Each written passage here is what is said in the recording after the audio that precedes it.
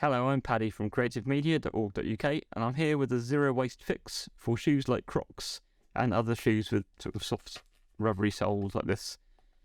My Crocs I've had for 3.5 years or more and I wear them quite a lot, but just here there's a little hole developed which water's coming through, and I just knew it's going to get bigger and just ruin the whole shoes, which is a shame because the other one is fine. And the rest of this sole is all nice and solid. So why throw them away just because of a little hole? The rest of the structure is good. It's all holding together. A bit dirty, but they're good. So the way I've fixed this is to use a piece of old bicycle inner tube, which is brilliant for fixing all kinds of things. The inner tube was too punctured to repair anymore.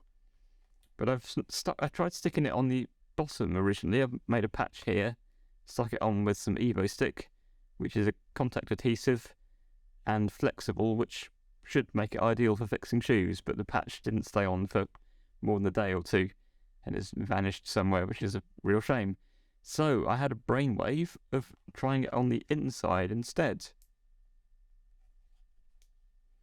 So you can see here, I hope, that I've stuck a long strip of it from just the other side of where that hole is. So somewhere like about here, just to make sure it really covers the hole.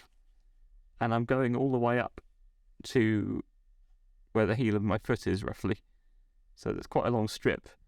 But I figured there's a good chance that that's not going to get dislodged because there's a nice big surface area for the Evo-Stik to work on. I've gone a bit over there, but seems to be alright. And it's not uncomfortable to walk on, and there's no chance of that falling off because my foot's treading on it. So I hope that will help you get your Crocs back on the road and keep them out of the bin for another few years. Thanks for watching.